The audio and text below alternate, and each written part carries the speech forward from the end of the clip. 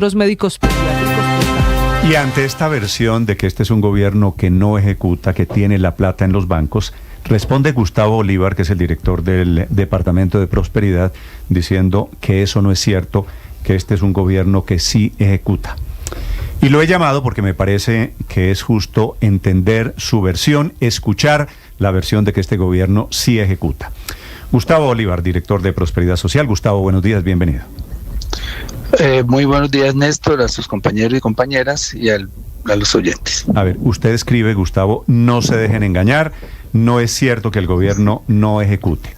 ¿Qué cifras tiene usted, Gustavo, para demostrar que el gobierno ejecuta y que no es cierto que tenga la plata en fiducias o en el sistema financiero colombiano?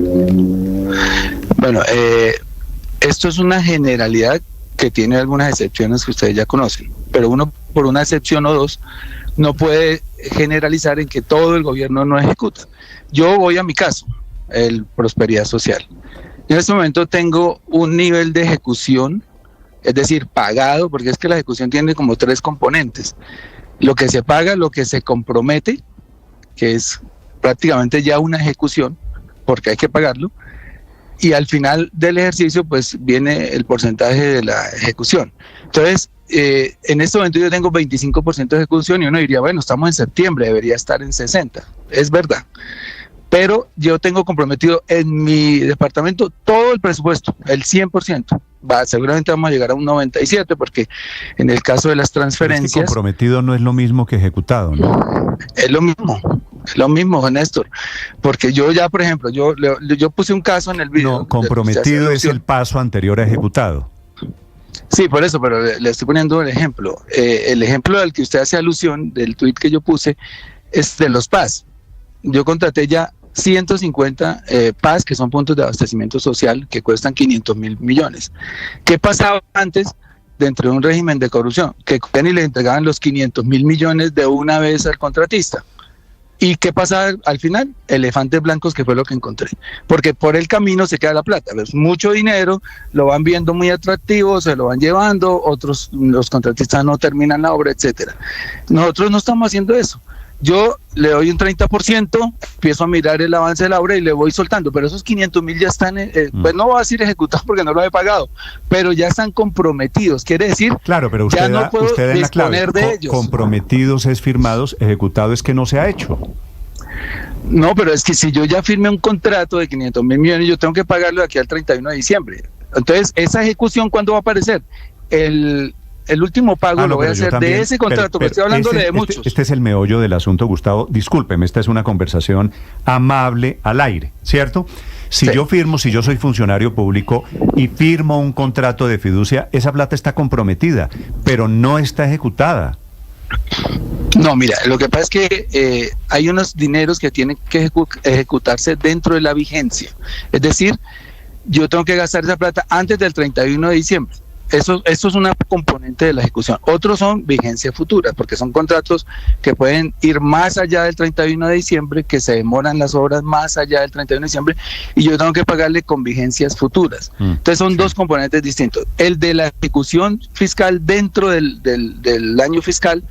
En el caso de lo que yo le acabo de comentar, yo tengo que ejecutar eso hasta diciembre, pero yo no le voy a soltar los 500 mil millones a un contratista sin mostrarme la obra. Pero entonces yo le empiezo a pagar, Gustavo, le empiezo a pagar de a pocos, y a medida que voy viendo la obra, que es distinto a lo que pasaba antes, por eso en el Departamento de Prosperidad Social hubo tanta corrupción, y por eso hay unos senadores presos, y por eso el exdirector del DPS está siendo buscado por la policía, porque se hacían esto que usted me está diciendo. O sea, yo para poderle mostrar a la oposición y a la gente que soy un gran ejecutor, pues le entrego toda la plata a la gente de una vez y se la llevan.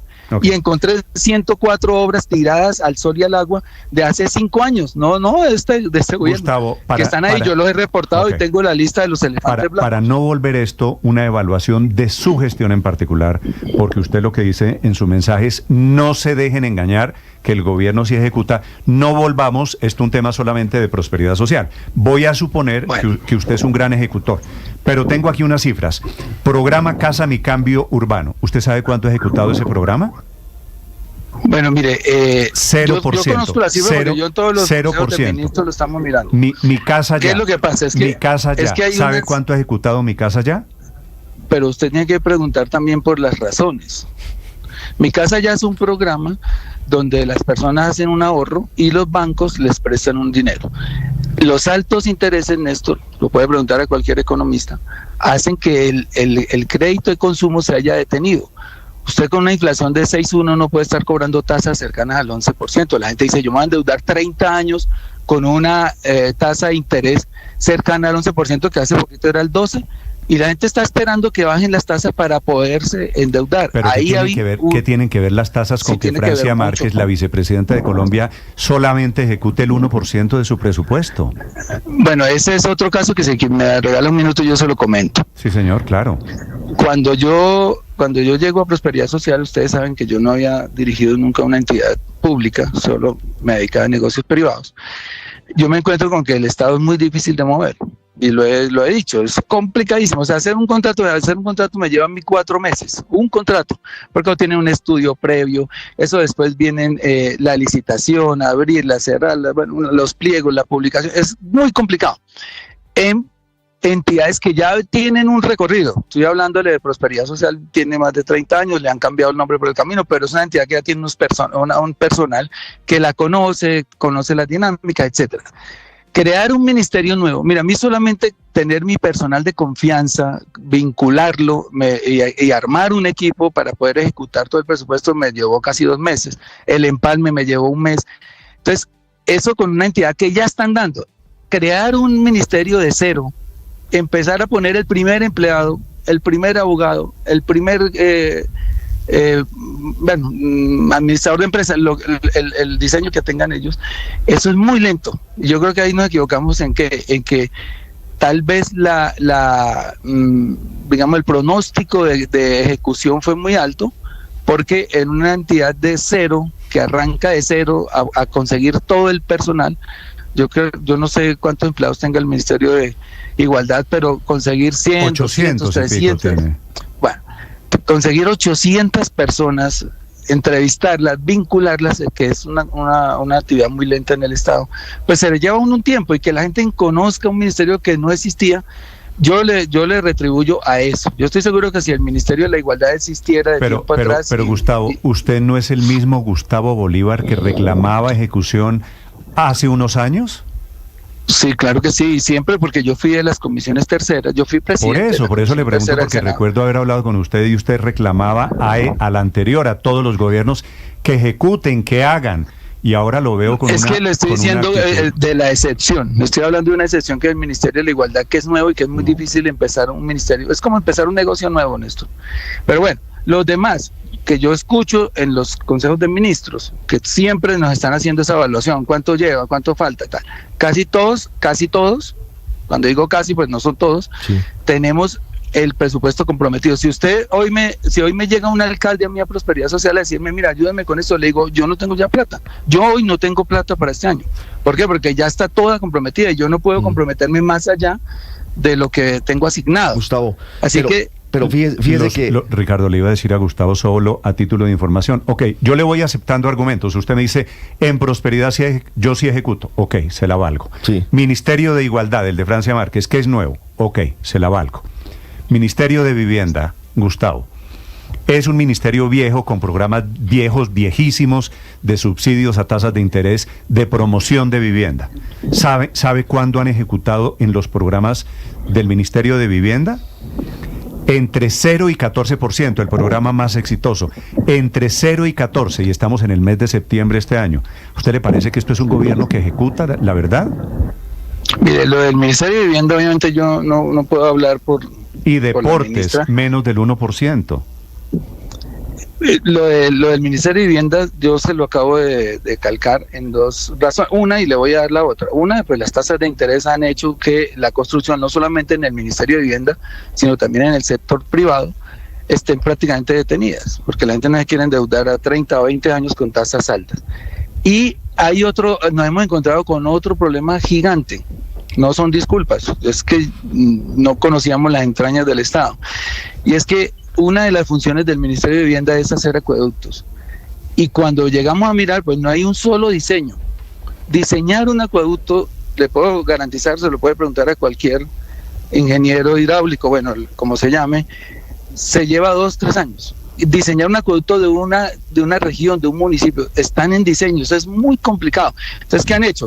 A mí me consta, por ejemplo, que la ministra anterior tenía ya contratados para la costa, para la Guajira, concretamente, más de 500 pozos, porque allá pues no hay ríos, hay un solo río y lo han usado para sacar el carbón y lo han desviado y casi que lo secan. Entonces, yo sé que están haciendo las cosas. Le dije, ¿cuántas lleva, ministra? Hasta junio iban como ya 119, algo así. Yo no sé si esos 500 se terminan este año, pero son cosas muy lentas. No voy a disculpar aquí personas que no hayan ejecutado y las razones, porque cada uno las tendrá. No, esta razón que usted, Gustavo, esta razón que usted me está dando, yo creo que es el fondo del asunto. Usted, lo cito entre comillas, me acaba de decir, no conocíamos las entrañas del Estado. Eso no es, al final de cuentas, estamos de acuerdo, eso no es un problema. Se comprometieron a gobernar, prometieron cambiar sin conocer cómo funcionaba el Estado colomdiano y estamos diciendo... Estoy hablando por mí, no conocía las entrañas del Estado. Entonces, no, pero Francia tampoco. No, tampoco. Pero hubo ministros que sí las conocían. Al comienzo el presidente quiso hacer esa mezcla de experiencia con personas nuevas. Y tampoco funcionó. ¿Cuál fue el nivel de ejecución del Ministerio de Educación en una persona que había sido ministro ya varias veces o de Agricultura, etcétera? Hubo 4 o 5 ministros de gobiernos pasados que tenían toda la experiencia, pero no es tan fácil tampoco, porque es que entre otras cosas, Néstor, nosotros cuando tú estás gobernando con una Contraloría amiga y con un procurador amigo, que eso es una falla del Estado que yo la he denunciado muchas veces. De hecho, pasé proyectos de ley muchos en el Congreso para que el Congreso no eligiera a estos dos personajes. Pues es muy fácil, pero nosotros tenemos, pues todo el mundo lo sabe, una procuradora que no pongo amiga entre comillas, no es amiga, que está vigilante, que está mirando a ver qué paso da uno mal para... Sí, muy bien. De hecho, le digo una cosa, mi proyecto decía, los entes de control deberían estar o deben estar en manos de la oposición siempre.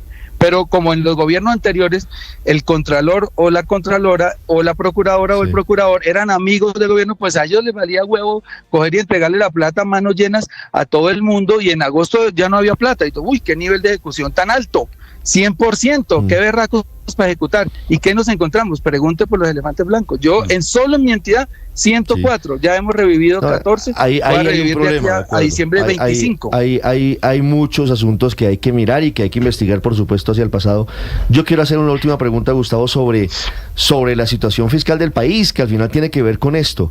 Nos decía hace unos minutos el senador Efraín Cepeda que hay 50 billones de pesos guardados en fiducias, que el gobierno no los ha ejecutado, y simultáneamente el gobierno está pidiendo 12 billones de pesos en una nueva reforma tributaria. ¿Para qué guarda el gobierno esos 50 billones de pesos en fiducias si no los ejecuta? Vale, yo aquí me tomo 2 minutos si me permite. La gente está diciendo que los 12 billones son para derroche, o que para qué los pedimos si no los ejecutamos. Estamos hablando de presupuesto. Hay 50, tienen 50 billones en el banco. Es decir, si usted pide plata al banco, si usted pide un crédito, persona natural cualquiera, porque necesita financiarse, es porque no tiene la plata. Pero usted no pide plata si tiene guardado en el banco 50 billones de pesos. No, mire, las entidades que tienen plata en fiducia es porque la comprometieron en algún negocio. Entonces, por ejemplo, yo voy a hacer una obra X que cuesta 500 mil millones de pesos. Para que no se venza la vigencia, porque si se vence la vigencia hay problemas, entonces la pueden tener en una fiducia para que ese contratista o ese operador con ese dinero opere el siguiente año, o sea, complete la obra del siguiente año. Eso es distinto a cuando uno compromete vigencias futuras. Y el tema de las vigencias futuras, nosotros encontramos casi 250 billones, me puedo equivocar por unos billones, pocos, vigencias futuras de gobiernos anteriores, que eso es normal, y nosotros también vamos a dejar vigencias futuras para otros gobiernos que los pagarán otros gobiernos. Eso implica una erogación de cerca de 17 a 20 billones anuales. Digamos, las obras que dejó Duque, Santos, incluso Uribe, y creo que todavía hay obras de Pastrana que estamos pagando, son vigencias futuras. Y nosotros tenemos que sacar 20 billones de eso. Lo segundo, cuando vino la pandemia, y esto no es una crítica porque tal vez nosotros lo hubiéramos hecho también, el presidente Duque tuvo que sobreendeudar el país, que fue cuando se rompió la regla fiscal. Ustedes saben que la regla fiscal nos pone unos topes, no se puede endeudar más del 55% del PIB, no puede endeudarse más de, el déficit fiscal no puede ser más de 3,4 o 2,7 era en ese momento, etcétera. Esa regla fiscal se rompió. Y se rompió de mala manera, porque él había podido contraer deuda de largo plazo, pero el contrajo fue deuda de corto plazo. Yo tengo un tuit de 2019 donde digo, ojo, porque al próximo gobierno le toca pagar 400 billones en deuda. 400, y me equivoqué, era un poquito más. En 2025 vamos a pagar 112 billones en deuda. Y miren, les cuento, porque les estoy diciendo que yo fui de la Comisión Tercera. Nunca pagamos en deuda durante los 4 años de Duque más de 60 billones en deuda. Incluso el primer año fue 40 y pico, el otro 50 y algo, etcétera. Nunca se pagó más de eso. En este estamos pagando a razón de 100 billones promedio anual, ¿sí? Entonces estamos hablando vigencia futura más 112 billones, o sea, una carga de la deuda impresionante, y sobre todo que con la responsabilidad que se ha manejado la economía, nosotros no hemos querido... nosotros hemos honrado esas deudas, las hemos pagado a tiempo porque es una tradición que tiene Colombia, por eso es que todavía nos prestan y por eso es que no nos han subido más los intereses. Le quiero proponer aquí, si me perdona, tengo en la línea al ministro de Hacienda que nos va a atender para hablar de eso, de para qué sería la reforma tributaria. Él explica mejor todo esto. Vale, quería su explicación sobre el tema de la ejecución del gasto. Es un gusto saludarlo, Gustavo, gracias por estos minutos. También muy amables. A usted muy amable. Gustavo Bolívar, de Prosperidad Social, hablando sobre la ejecución